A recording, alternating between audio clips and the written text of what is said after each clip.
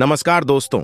आज के समय में भारत की तुलना अमेरिका, रूस और चीन जैसे बड़े बड़े महाशक्तियों से की जाती है, क्योंकि विकास हो या विज्ञान, भारत आज हर सेक्टर में बड़े से बड़े देशों को टक्कर दे रहा है। ऐसे में बांग्लादेश जैसा छोटा सा देश आज भारत को आंख दिखाने की कोशिश कर रहा है। वहीं दूसरी तरफ भारत की तरफ से कुछ ऐसी तैयारियां चल रही हैं जिससे आने वाले भविष्य में बांग्लादेश का भारत से पंगा लेना उसे पूरे तरीके से बर्बादी की राह पर ले जा सकता है। भारत से पंगा लेकर बांग्लादेश अपने ही पैरों पर कुल्हाड़ी मारने का काम कर रहा है, क्योंकि जिस देश से बांग्लादेश ने पंगा लिया है वह देश भारत है। भारत अपने आप में सक्षम है, जिसे बांग्लादेश की चिंताएं बढ़ने लगी हैं, और जब से बांग्लादेश ने अपने तेवर दिखाने शुरू किए हैं तभी से भारत और यूरोप के रिलेशन को एक नई मजबूती मिलना भी शुरू हो गई है।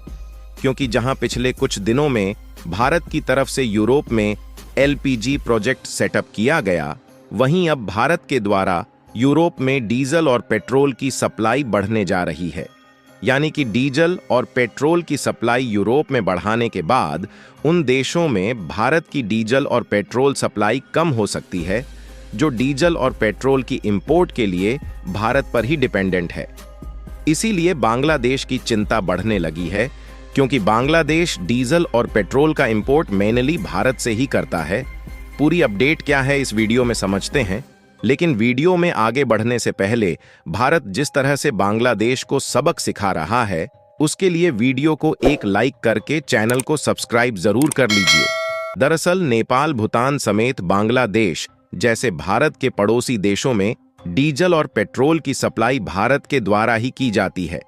वैसे तो डायरेक्टली भारत के द्वारा डीजल पेट्रोल की सप्लाई अभी तक इन देशों को नहीं होती थी, लेकिन इनडायरेक्टली यह देश भारत से डीजल और पेट्रोल इंपोर्ट करते हैं, और देखा जाए तो इन सभी देशों को भारत के द्वारा सस्ते दामों में डीजल पेट्रोल का एक्सपोर्ट किया जाता है।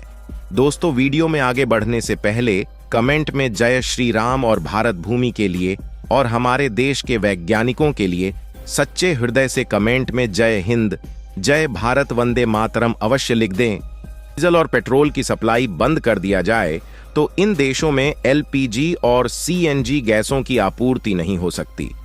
और वैसे भी इन दिनों यूरोप के देशों ने भी पिछले कुछ दिनों में जिस तरह से भारत पर भरोसा जताया है, उससे भारत भी यूरोप की मदद करने में कोई कसर नहीं छोड़ रहा है। और इसलिए भारत ने भी यूरोप के देशों को पेट्रोल और डीजल की सप्लाई पहले से भी ज्यादा मात्रा में करना शुरू कर दिया है।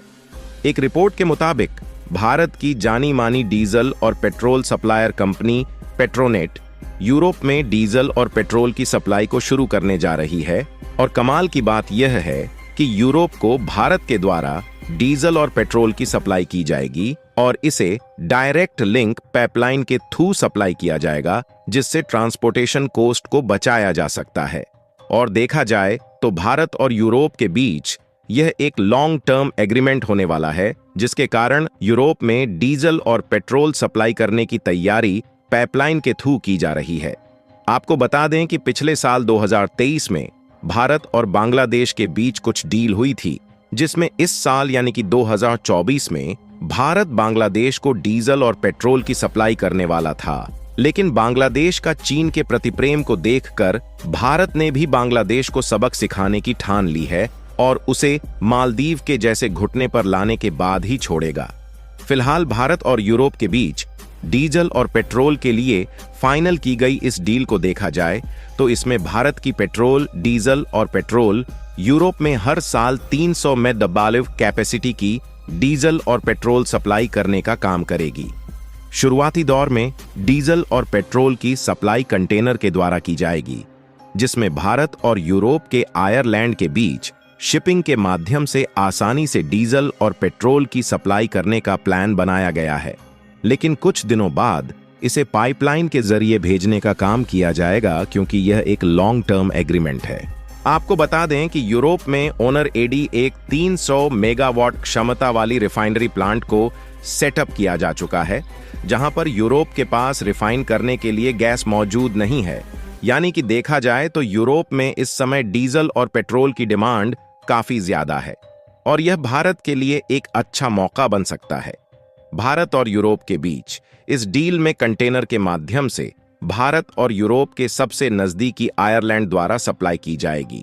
और इस रिपोर्ट में यह भी बताया गया है कि जिस कंटेनर द्वारा इसकी सप्लाई होगी उसकी कैपेसिटी 17 टन तक होगी, जहां हर दिन लगभग 1000 टन डीजल और पेट्रोल हर दिन यूरोप में एक्सपोर्ट किया जाएगा। यानी कि कुल मिलाकर यूरोप में डीजल और पेट्रोल की रिक्वायरमेंट को पूरा करने के लिए हर दिन लगभग 50 कंटेनर भारत के द्वारा शिफ्ट किया जाएगा। हालांकि कुछ समय बाद इसे और भी ज्यादा बढ़ाया जा सकता है, क्योंकि देखा जाए तो डीजल और पेट्रोल से चलने व गाड़ी कम हो रही है। बल इलेक्ट्रिक व्हीकल्स और सीएनजी से चलने वाली गाड़ियों की संख्या बढ़ रही है और सीएनजी की डिमांड बढ़ जाने से यूरोप में और भी ज्यादा मात्रा में डीजल और पेट्रोल एक्सपोर्ट करना होगा। वैसे भी इस समय भारत और यूरोप के रिलेशन पहले से ज्यादा मजबूत और अच्छे हो रहे हैं, जिससे भारत के लिए यह एक अच्छा और मददगार कदम साबित हो सकता है। हालांकि भारत में प्रोड्यूस होने वाली डीजल और पेट्रोल के बलबूते यूरोप को सप्लाई नहीं किया जा सकता, क्योंकि भारत में कुल डीजल पेट्रोल जरूरत का 45% हिस्सा दूसरे देशों से ही खरीदना पड़ता है, जबकि केवल पवन पर ही डीजल और पेट्रोल भारत में प्रोड्यूस होती है।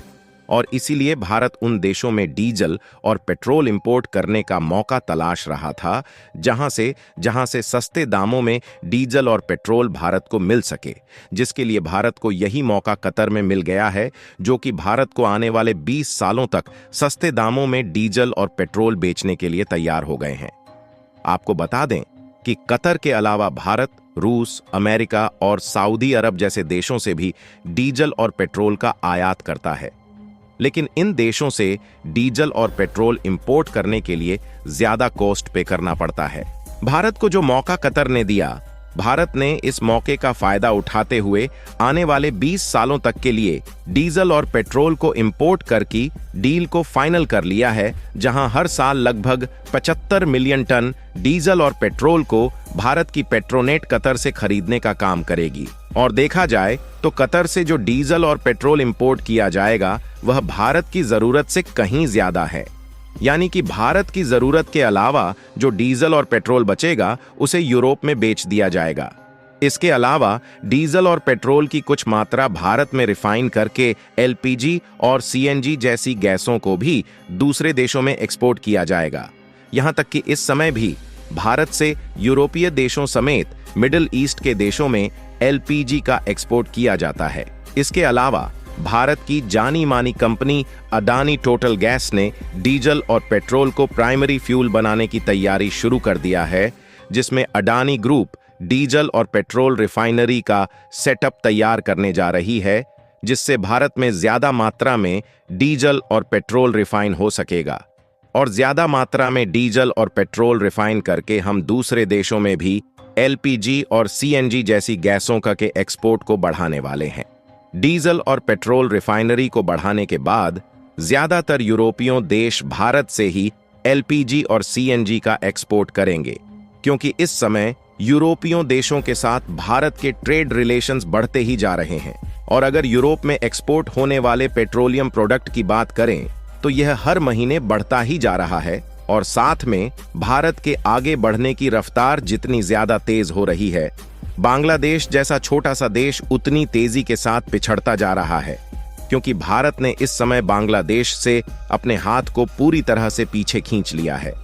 वैसे भी इस समय भारत को बांग्लादेश की जरूरत नहीं, बल्कि बांग्लादेश को भारत जैसे देश की सख्त जरूरत है, क्योंकि ऐसे भी नए नए देश भारत के साथ जोड़ते जा रहे हैं। हाल ही में एक रिपोर्ट सामने निकल कर आई थी, जिसमें बताया गया कि बांग्लादेश इस समय भारी कर्ज में डूब चुका है, जिससे यह भी देखने को मिल सकता है कि जल्द ही चीन बांग्लादेश के आइलैंड पर अपना कब्जा शुरू कर देगा। आज के लिए इतना ही, मिलते हैं अगले वीडियो में। धन्यवाद।